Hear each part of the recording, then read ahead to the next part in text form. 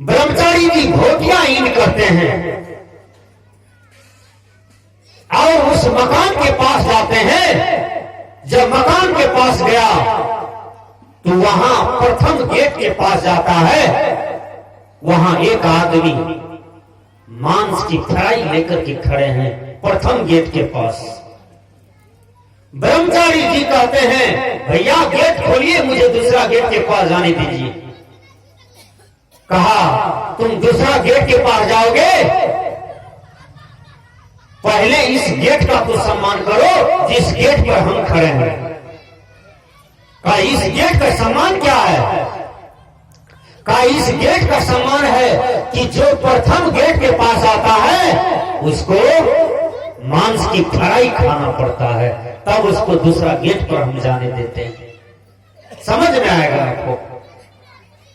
कहा भैया मैं तो ब्रह्मचारी हूं, मैं तो साधु हूं, मैं तो सन्यासी हूं, मैं तो संत हूं, मेरा धर्म है वैष्णव का, मैं तो मांस मछली मदिरा मादक द्रव्य गांजा भांग बीड़ी सिगरेट जुआ खैनी चरस मैं कुछ भी नहीं खाता। कहा आप कुछ नहीं खाते हैं तो दूसरा गेट पर जाने की भी अधिकारी भी नहीं है, पहले आपको मांस की फ्राई खाना पड़ेगा। आजकल के गुजक के लोग, सांकट लोग, कुसंगी लोग जिभ्या के स्वाद में अंडा खाता है। ठंडी बढ़ गया, अंडा का बिक्री बढ़ गया, अंडा खाते हैं प्याज देकर के, लहसुन देकर के, नमक देकर के। कल एक लड़का हमको पूछता है बाबा अंडा फलाहार है छे कि शाकाहार है छे कि गलत है छे? हम कहिए अंडा तो खाना गलत है। कहते नहीं बाबा अंडा तो फलाहार होता है। किस साइंस में तुम पढ़े हो? कहा हाँ बाबा आप यूट्यूब पर सर्च कीजिए। हमने कहा सर्च करेंगे, यदि यूट्यूब पर आंसर होगा कि अंडा वैष्णव का भोजन है, फलाहार है, तो यूट्यूब पर जो दिया है उसके दिमाग का ऑपरेशन करवा देंगे कबीर साहब के पास ला करके। क्योंकि अंडा में रज है बीर्ज है, ध्यान से सुनिए, रज है बीर्ज है ना। अब किसको किसको अपना बीर्ज का अनुभव नहीं है? अपना अपना बीर्ज को निहारिए तो कितना लेवलेरा चीज है। अंडा में देखिए वही लेवलेरा चीज है, रज है बीर्ज है। रज बीज में लहसुन प्याज नमक देकर के लोग भूज भूज के खाता है और कहता है गर्मी फूकता है देह में, ठंडी में खाना चाहिए। सदगुरु कबीर ने कहा बूंद से जिन पिंड सजायो। कबीर साहब जी कहते हैं कि बूंद से शरीर बनता है, चाहे वो किसी का भी शरीर क्यों ना हो, बूंद से बनता है, बीर्ज का बूंद से। अंडा में बीर्जे है, रजे है, और उसमें लोग नमक दे करके सिझा करके आग में भड़का करके रज बीरज को खा रहा है। इतना होश नहीं है कि अंडा खाने योग्य है कि नहीं है, रजे बीरज को खा रहा है। ये कमी किनका है? ये कमी तो आपका है, आपके समाज के युवक का है। उसको ज्ञान होना चाहिए कि अंडा से मुर्गा मुर्गी बन जाता है, कबूतर कबूतरी बन जाता है, अंडा से चिड़िया चुनमुन पैदा ले लेता है। विचार कीजिए, वो अंडा तो रज बिरज है ना, अब उसको आप खा जाते हैं तो आप रज बिरज खा रहे हैं कि नहीं? इसलिए विचार कीजिए। कबीर साहब ने साबित किया बूंद से जिन पिंड सजायो अग्निहुम गुंड रहाया। जब 10 मास माता के गर्भे बहुरी लागन माया, सुभागे के ही कारण लोभ लागे रतन जन्म को खोयो। सदगुरु कबीर कहते हैं रतन जन्म को खो दिया ऐ सौभाग्यशाली मानव, एक बूंद से तुम पैदा लिया और उसी का विकास है शरीर। इसलिए कोई आदमी गलत भोजन मत खाइए। गलत भोजन से गलत बीर्ज बनेगा और गलत बीर्ज से गलत पुत्र पुत्री का जन्म होगा। इसलिए अच्छा भोजन कीजिए, अच्छा बीज बनेगा, अच्छा बीज से अच्छा बेटा बेटी का जन्म होगा। ये कबीर साहब जी कहते हैं, ये संत महापुरुष कह रहे हैं। तो मैंने कहा ब्रह्मचारी जी कहते हैं कि नहीं नहीं हमको जाने दीजिए, हम मांस नहीं खा सकते हैं। इंग्लिश के विद्वान ने कहा, my stomach is not a graveyard that I sell in dead bodies. आपका पेट कब्रिस्तान नहीं कि आप मुर्दे खाएं। एक मुर्दा का जगह होता है श्मशान घाट में, एक मुर्दा का जगह होता है कब्रिस्तान में, एक मुर्दा की जगह होता है आमबाड़ी में, बांसबाड़ी में, धार कटा, नहर के कटा, शांत एकांत में, जंगल झाड़ में मुर्दा को रख दिया जाता है, गाड़ दिया जाता है। एक मुर्दा को आप घर में कड़ाही में अग्नि दे करके, मसाला दे करके मुर्दा की देह खा रहे हैं, लाज नहीं लगता है? एक मुर्दा आपके यहाँ दादा दादी मरा तो कहते हैं नहीं क्रियाक्रम करेंगे तो भूत बन के धरेगा। जिस मुर्गा मुर्गी को काट के खाए हैं, गरम मसाला दे करके वो पेट में सीज रहा है, वो भूत बनता है, वो प्रेत बनता है। आपका पेटे में भूत नाचेगा ना? बोलिए। मुर्गा मुर्गी जीवन में खाया, अपने गला काट के खा लिया, बोलिए, मार करके खाया, उसको मुर्दा बना दिया। एक मुर्दा को आप रख देते हैं श्मशान घाट में, अब पंडित जी से क्रियाक्रम करवाते हैं कि शुद्ध करेंगे तब घर में सब काम करेंगे, शुद्धवाद हो जाएगा। एक मुर्दा, एक जीव को मुर्दा बनाते हैं। किसको? बकरी को काट दिए, मुर्दा हुआ कि नहीं? खसी को काट दिए, मुर्दा हुआ कि नहीं? बोलिए। ये कबूतर, कबूतरी को काट दिए, घेच मोचार करके खा लेते हैं कबूतर कबूतरी का, वो मुर्दा हुआ कि नहीं? और उस मुर्दा को आप सिधा करके पेट में रखते हैं, भर पेट खाते हैं, कंठ तक मुर्दा को खाते हैं। आप विचार कीजिए। सदगुरु कबीर कहते हैं, भैया अपने दिमाग की पट्टी को खोलो। एक मनुष्य कोई मरता है तो उसको मुर्दा कहते हैं। अब मुर्गा मार के खाए, मुर्दा को खाए, बोलिए। मछली मार के खाए, मुर्दा को खाए कि नहीं? बोलिए, बोलिए सरकार। अरे आपके यहाँ 1 किलो मछली आया, वो जिंदे न है, अब पाट के पास ले गया कचिया में, ऐसे ऐसे पैर पकड़ करके, मुड़ा पकड़ करके उसको एकदम झुला रहे हैं, मुर्दा को पकड़ के झुला रहे हैं। आपको लाज भी होना चाहिए ना, शर्म भी लगना चाहिए ना। इसको काट के खाएंगे, ये भी मर जाएगा तो मुर्दे न है? एक मुर्दा को आम बाड़ी में रखे, एक मुर्दा को पेट में रखते हैं। विचार कीजिए। तो सदगुरु कबीर साहब कहते हैं, जियत जीव मुर्दा करी डारे, ताको कहत हलाल हुआ। अल्लाह राम जियो तेरी नाई, जिन पर मेहर हो तुम साईं। कबीर साहब बढ़िया से समझाते हैं कि अल्लाह राम जियो तेरी नाई, सब में अल्लाह को देखो, सब में राम को देखो, सबका जीवन एक समान है। जिन पर मेहर हो तुम साईं, सब पर मेहर करो, सब पर दया करो, सबको आशीर्वाद दो, सबको जीने का अधिकार है। ब्रह्मचारी जी कहते हैं, मैं मांस नहीं खा सकता। का नहीं खा सकते हैं तो दूसरा गेट पर भी जाने के लिए नहीं देंगे। देखिए ब्रह्मचारी जी उसको कैसे जीतते हैं।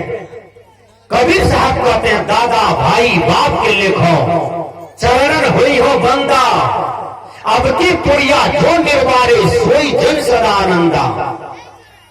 कबीर साहब मनुष्य को कैसे जीते अपने समय काल में जानते हैं?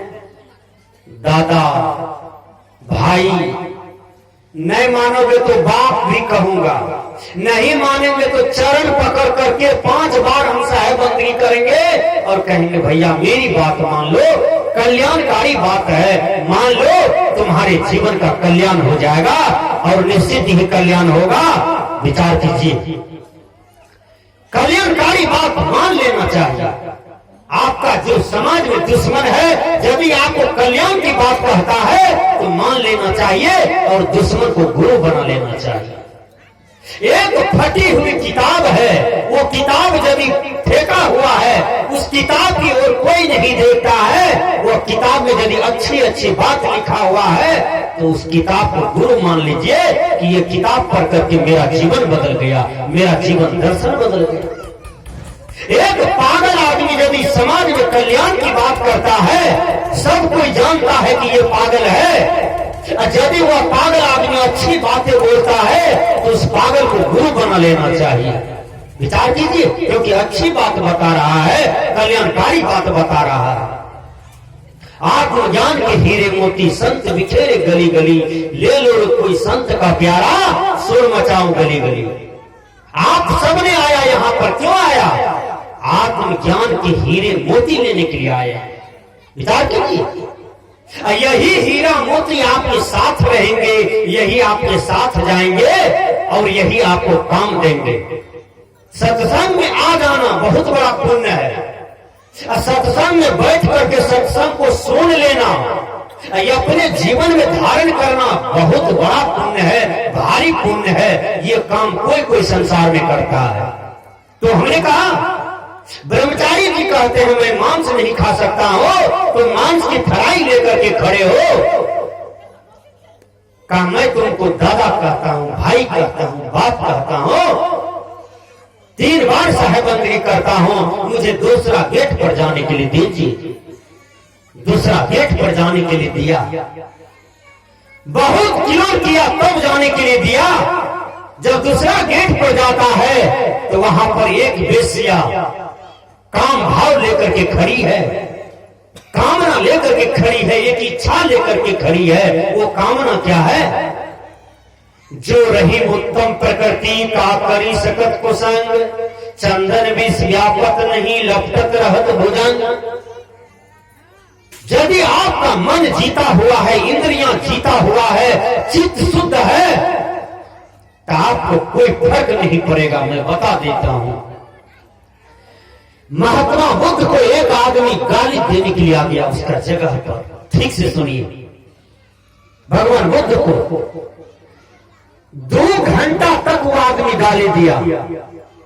अहों सब गैर पढ़े छे कतो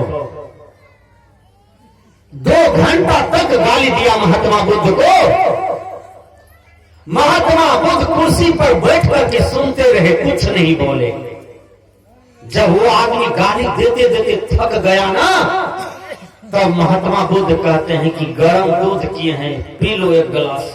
बहुत सूख गया गाली देते देते, तो बहुत थक गया जी। 1 गिलास दूध है, देखो 1 किलो दूध है, लंबा गिलास है, पी लो भैया। बहुत 2 घंटा से तुम गाली दिए हो, 1 गिलास दूध पी लो कम से कम, फिर शरीर में ताजा आएगा, फिर तुम गाली देना, हम सुनेंगे।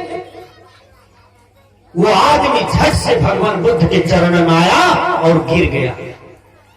कहा मैं तो आपको टेबने आया था, मैं तो आपको समझने आया था कि दुनिया में बहुतों महात्मा को देखा, बहुतों संत को देखा, लेकिन आपके जैसे निर्मल संत, आपके जैसे पवित्र संत, आपके जैसा शुद्ध संत नहीं देखा महाराज। भगवान बुद्ध ने कहा कि तुम मेरे चरणों में गिरे हो, तो आज से तुम अपने जीवन को परिवर्तन करो, अपने जीवन को बदल लो। कहा कैसे बदलेंगे? कहा मैं तुमको बता देता हूं। तुम्हारे पास रुपया है? कहा हाँ 500 का रुपया है। कहा वो तुम मुझको दो। वो रुपया निकाल करके भगवान बुद्ध को देने लगा। भगवान बुद्ध ने कहा नहीं नहीं, हम तुम्हारा रुपया नहीं लेंगे। कहा बाबा रुपया लीजिए। कहा नहीं लेंगे। फिर वो आदमी कहते हैं मेरा रुपया लीजिए 500। कहा नहीं लेंगे, नहीं लिया। भगवान बुद्ध ने पूछा कि जब तुम्हारा रुपया हम नहीं लिए तो रुपया किसका हुआ बोलो? कहा वो रुपया तो मेरा ही हो गया बाबा, आप नहीं लिए तो रुपया तो मेरे पास न रह गया। कहा उसी प्रकार तुम 2 घंटा गाली दिया हमको, हम नहीं लिए तो किसका हुआ? कहा बाबा हमरे रह गए। विचार कीजिए, तो कोई आपको गाली देता है, सुनिए आप कारगिल वाला युद्ध कीजिएगा तो दोनों आदमी मिलकर पूर्णिया कोट जाते रहिए। सहने की क्षमता रखिए। जो सहने की क्षमता रखते हैं संसार में सबसे बड़ा आदमी एक दिन हो जाता है और उसी आदमी को महान कहा जाता है। विचार कीजिए, सहनशीलता होनी चाहिए। यदि कहिएगा हम सिंह छिए तोरा कौन छियो, हम जादव छिए तोरा कौन छियो, हम झा छिए तोरा कौन छियो, हम पासवान छिए तोरा कौन छिए, हम वर्मा छिए हम तोरा कौन छिए, तो कारगिल वाला युद्ध करते रहिए, जिंदगी भर परेशान रहिए। दुनिया में सबसे बड़ा आदमी वो होता है जिसके जीवन में सहनशीलता चली आती है, सहने की भी क्षमता होनी चाहिए। सही है। तो मैंने कहा कि जब दूसरा गेट पर वो आदमी जाता है ब्रह्मचारी जी, तो कहता है, क्या कहता है कि भैया मुझे आगे जाने दीजिए। उस गेट पर कौन खड़ा है? तो एक वेश्या खड़ी है, वो काम भाव लेकर के खड़ी है। उसका इच्छा है कि मैं अपनी कामना का पूर्ति करूंगी, तब उसके बाद इसको जाने दूंगी। वेश्या कहती है, पहले मेरा इच्छा का पूर्ति कीजिए, मेरे अंदर में काम भाव है, पहले मेरे साथ आप पत्नी वाला व्यवहार कीजिए, उसके बाद हम आपको आगे जाने के लिए दे सकते हैं। ब्रह्मचारी जी क्या करते हैं? पराये धन को मिट्टी के ढेले के समान देखना, ये मेरा ब्रह्मचर्य में नियम है। पराये नारी को मां की तरह, बेटी की तरह, बहन की तरह देखना, ये मेरा धर्म है बहन जी। इसलिए हम किसी भी परनारी के साथ देहाती सुख नहीं भोग सकते हैं। हे मेरी बहनों, तुम मेरी बड़ी बहन हो, हम तुम्हारे छोटे भैया हैं, तुम अपने भाई के प्रति कुदृष्टि का व्यवहार मत करो। ब्रह्मचारी जी ने अपनी वाणी से जीत लिया, और जो वेश्या काम भावना लेकर के खड़ी थी, सेक्स विकार लेकर के खड़ी थी, वो वेश्या की शरीर नॉर्मल हो जाता है, और वेश्या तुरंत वो ब्रह्मचारी को कहते हैं, ठीक है जाओ तीसरा गेट पर। तुम जब तीसरा गेट पर जाता है ब्रह्मचारी जी, वहां पर एक आदमी एक आदमी हाथ में गदा लेकर के पहलवानी करने के लिए खड़ा है। ब्रह्मचारी जी कहते हैं, मुझे चौथा गेट पर जाने दीजिए। कहा ठीक है जाने देंगे, लेकिन पहले हमसे आप पहलवानी कर लीजिए। कहा हम सूखे पाके साधना किए हैं, शरीर सूखा हुआ है, जिंदगी में कभी लहसुन प्याज भुजिया मांस फ्राई अजर गजर नहीं खाए, जो शरीर मजबूत लंबा तगड़ा रहेगा। हमने साधना करके शरीर को सुखा दिया, इसलिए मैं आपके साथ पहलवानी नहीं कर सकता हूं। आप मेरे बड़े भैया हैं, छोटे भैया पर रहम कर दीजिए, कृपा कर दीजिए, दया कर दीजिए, हमको चौथा गेट पर जाने के लिए दीजिए। भाई श्री, कहा जाता है कि बात बनते बनते बन जाता है, अब बात बनते बनते बिगड़ जाता है। खोजरी के बगल में परमानंद कुल बस्ती है। अचानक एक लड़का का एक लड़की का फोन आता है। फोन जब आया तो लड़का फोन को उठाया, कहा कहां से बोलती हो? कहा हम सहरसा से बोल रहे हैं। कहा यहां कैसे तुम नंबर लगा दिया? कहा नंबर टेप रहे थे, लेकिन लग गया, आप ही को लग गया। कहा लग तो गया। अब दोनों में बात बनते बनते 1 साल तक बात होते रहा वही नंबर पर, अचानक ये वाला नंबर पर। अब होते होते दोनों को कन्या दूल्हा हो गया। अभी परमानंदपुर में 2 बच्चा भी हो गया, एक राम है एक तेली है। विचार कीजिए, तो बात बनते बनते बन जाता है, बात बनते बनते बिगड़ ही जाता है। विचार कीजिए, बातें में तो शक्ति है, वाणी में तो शक्ति है, इसलिए वाणी को संभल करके बोलना चाहिए, वाणी को तोड़ करके बोलना चाहिए। अब क्या बोलना चाहिए, कितना बोलना चाहिए, कब बोलना चाहिए, किनके साथ कौन सी वाणी का प्रयोग करना चाहिए, यह दिमाग होनी चाहिए, यह बुद्धि होनी चाहिए। कबीर साहब ने कहा, बोली तो अमल है जो कोई बोले जान, ये तराजू तोड़ के तब मुख बाहर आना। वो ब्रह्मचारी जी कहते हैं, मुझे चौथा गेट के पास जाने दो, आप मेरे बड़े भैया हो। लेकिन बात बनाते बनाते बन गया।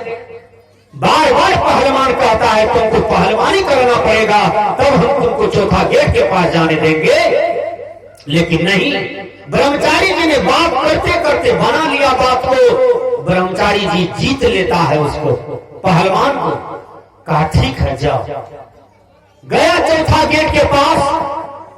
वहां जब जाता है चौथा गेट के पास, 5वां गेट में तो परमात्मा बैठा है, भगवान बैठा है, कबीर साहब बैठे हैं, पांचवा गेट, पांचवा घर जो है, पांचवा रूम जो है, वहां पर परमात्मा बैठे हैं, गॉड बैठे हैं, खुदा बैठे हैं, परमात्मा बैठे हैं। विचार कीजिए। चौथा गेट के पास ब्रह्मचारी जी पहुंच गया। कबीर साहब ने कहा, चलते चलते पगु थका, नगर रहा न कोस, बीच ही में डेरा पड़ा, कहो कौन का दोष। सदगुरु कबीर कहते हैं, इसमें किसी का दोष नहीं है। जो जैसा चिंतन करता है उसका उसी ढंग का चरित्र भी गिर जाता है और चरित्र भी उठ जाता है। विचार कीजिए। ब्रह्मचारी जी चौथा गेट के पास गया, वहां पर एक शराबी हाथ में शराब लेकर के खड़ा है। शराब कैसा होता है? पानी की तरह होता है ना, पानी एक तरह होता है। ब्रह्मचारी जी को प्यास लग गई थी। ब्रह्मचारी जी कहते हैं, चलो भैया मुझे पांचवा गेट के पास जाने दो। तो वो कहते हैं, पहले शराब पियो तब हम तुमको जाने देंगे। जो मेरे गेट के पास आता है उसको पहले हम शराब पिलाते हैं, उसके बाद वो पांचवा गेट पर जाता है।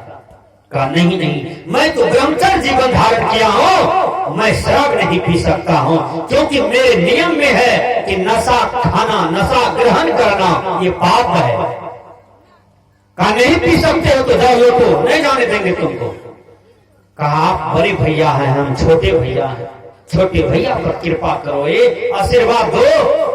बात बनते बनते जीतते जीतते ब्रह्मचारी जी नहीं जीत पाया उनको, वो रगड़ धर लिया, जिद धर लिया कि तुमको शराब पिला के छोड़ेंगे।